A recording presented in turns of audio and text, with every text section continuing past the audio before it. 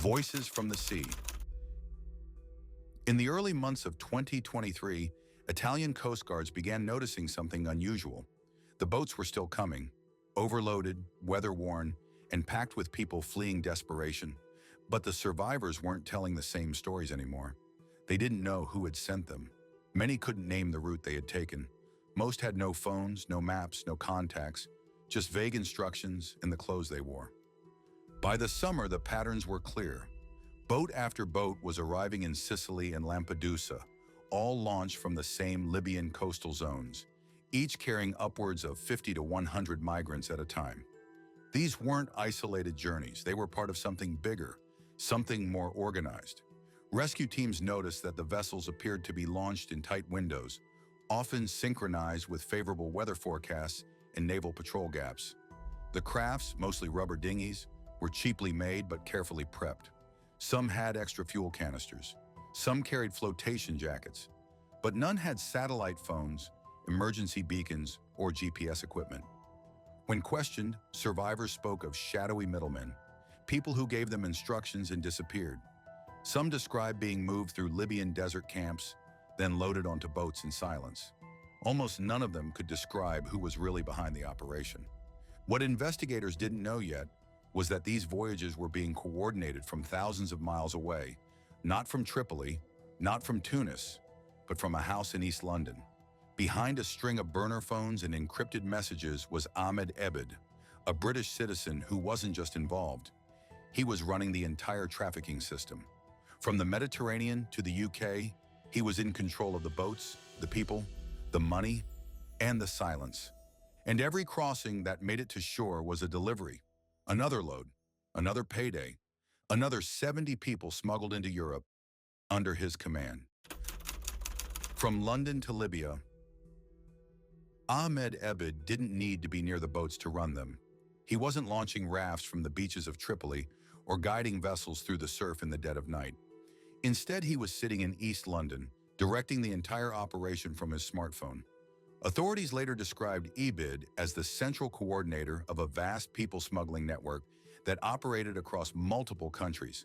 From October 2022 to June 2023, he managed the full logistics chain, securing vessels in Libya, hiring launch crews, coordinating migrant transport from desert camps, arranging offshore drop points, and calculating precise maritime routes to avoid detection, all of it done remotely. He communicated with ground-level facilitators using encrypted apps, often switching devices and SIM cards to avoid traceability. The orders were exact. He dictated launch times, weather conditions, fuel requirements, and even how many people each boat could safely carry, though the term safe was relative. Survivors later recalled being packed into dinghies designed for 15, with 80 or more on board. Ebid wasn't just a trafficker. He operated like a logistics manager, monitoring sea traffic patterns, Coast Guard movements, and European patrol schedules.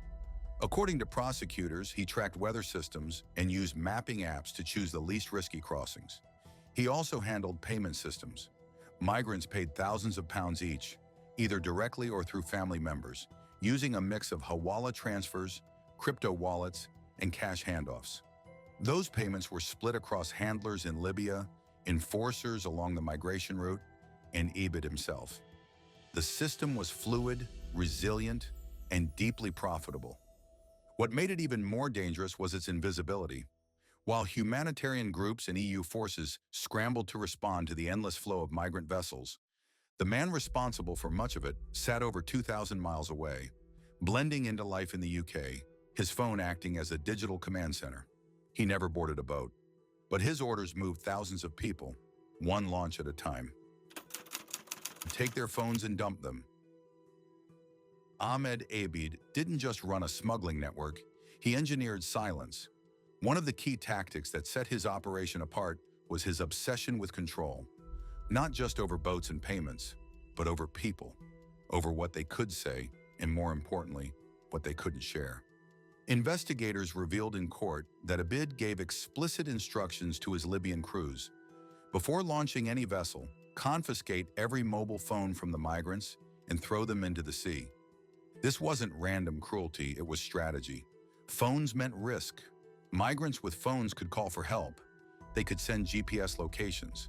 They could take photos, record conversations, capture faces, or provide evidence of the conditions they endured. A smartphone could sink the entire operation. So Ebid eliminated them. During the trial, prosecutors presented audio recordings and chat logs recovered through surveillance and decrypted messages.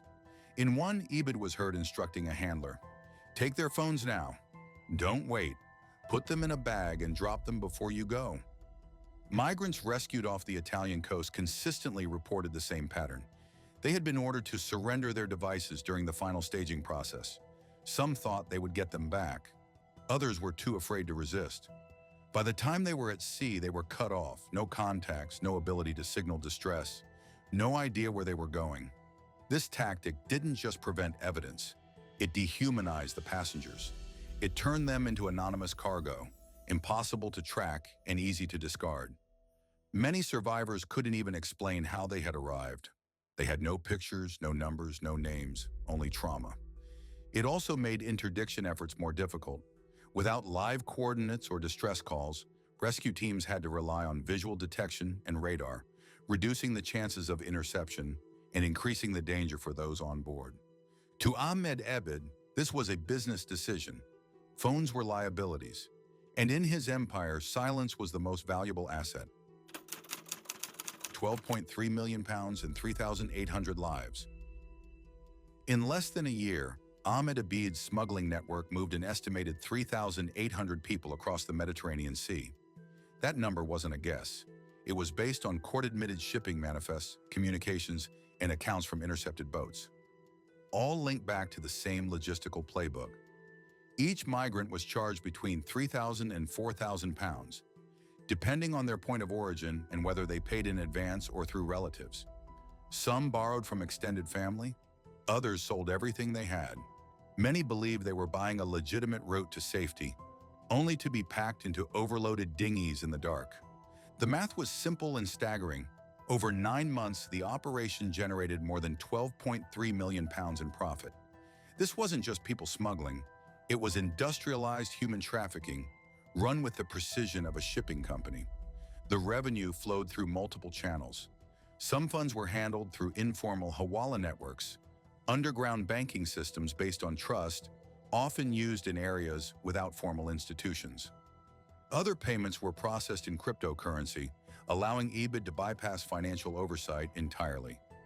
Wallets tied to the operation showed frequent microtransactions designed to avoid triggering alarms. Cash mules moved smaller sums physically between countries. Bank accounts under fake or unrelated names received slow, spread-out deposits, often just under standard reporting thresholds. Prosecutors also identified luxury purchases connected to the money: vehicles, electronics, and property deposits. Despite the size of the business, Ebid kept his footprint small. He avoided flashy spending. He operated alone, relying on distant handlers to carry out his orders. There were no gang shootouts, no violent street wars, just silent transfers, encrypted chats, and a balance sheet built on misery. Every crossing meant more money. Every boat was a transaction, and the people packed into them were his product. The mistake that exposed him.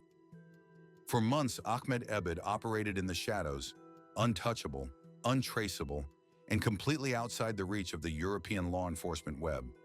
But no system is perfect, and in early 2023, he slipped. The breakthrough didn't come from a single event. It came from a pattern and a phone call. European intelligence agencies had been quietly monitoring migrant crossings through the Joint Operation Themis, a task force combining data from Italy, the UK, Libya, and Europol. Their analysts had flagged a recurring detail. Multiple migrants rescued from separate boats gave similar descriptions. Same staging point, same boarding method, same absence of phones. Some even recalled the same Libyan fixer who always waited for a phone call before allowing launches. That fixer was eventually placed under electronic surveillance, and during one routine evening, he received a WhatsApp call. The voice on the line gave launch instructions, weather timing, head count, and a final directive. No phones on board, clean only. The number was traced. It didn't ping in Libya, or Tunisia, or even mainland Europe. It came from East London. UK law enforcement immediately joined the investigation. With the support of MI5 and border intelligence, surveillance units began tracking Ahmed Ebid, whose name had surfaced once before during a low-level immigration fraud inquiry, but had never been pursued. They didn't move quickly. Instead, they watched. Phone records, travel histories, property searches. One by one, they connected messages sent from Ebid's devices to precise launch times logged by the Italian Coast Guard. Multiple intercepted migrant boats had departed within minutes of his voice calls or texts. Eventually, they gathered enough. In mid-2023, Ebid was arrested under organized crime and anti-trafficking laws. Dozens of seized devices, laptops, and SIM cards were forensically reviewed. Inside, investigators found voice memos, route maps, and payment logs, all tied directly to boats that had arrived on European shores. The network had been digital, but so was the evidence. And the man who built an empire from behind a smartphone had finally been pulled into the light. Trial and 25-year sentence. In May 2025, after nearly a year of pre-trial preparation, Ahmed Ebid stood before a court in London, charged with operating one of the most extensive human smuggling enterprises ever uncovered in Europe. The charges were sweeping: facilitating illegal immigration, organizing unlawful entry into European states, money laundering, participating in a transnational criminal organization. The prosecution laid out a chilling narrative, one not of chance or desperation, but of design. Ebid had coordinated the smuggling of over 3,800 people from Libya to Italy in under a year. He had earned £12.3 million, controlled launch sites, managed routes, and ordered phones dumped into the sea to ensure migrants remained voiceless and untraceable. Dozens of digital files were presented in court: voice notes, call logs, and chat threads showing Ebid issuing direct instructions to Libyan crews. One of the most damning pieces of evidence was a recorded voice memo where he stated, "I don't want any more phones found. Make sure they go in the water." The defense attempted to argue that Ebid was merely a go-between or that he lacked direct involvement in the launches. But the weight of the data, his voice, his phones, his accounts, left no room for doubt. In sentencing, the judge described Ebid's conduct as an extraordinary display of greed and cruelty. He emphasized that Ebid had exploited the desperation of vulnerable people, turning their hope for safety into a revenue stream while remaining comfortably detached from the risks and suffering they endured. Ahmed Ebid was sentenced to 25 years in prison, one of the harshest penalties handed down in the UK for people smuggling in recent history. There was no apology, no expression of remorse. He had built a logistics empire out of human misery, and now he would spend decades behind bars, while the thousands he trafficked lived with scars he never saw. Digital smuggling in the age of surveillance. Ahmed Ebid never boarded a boat. He never loaded a raft or waved off a migrant in the dark. But in the modern era of trafficking, he didn't have to. From a small flat in East London, he moved thousands of people across borders, oceans, and systems, armed with nothing but a smartphone and a network of silence. This case shattered the old image of human smuggling. Gone are the days of chaotic border crossings and crude smugglers hiding in forests. Today, it's about encryption, logistics, and digital invisibility. It's about supply chains that span deserts and sea lanes, and men like Ebid who understand how to exploit both. His operation was global, but his control was local. With every call, he coordinated launches, suppressed evidence, and reaped profits.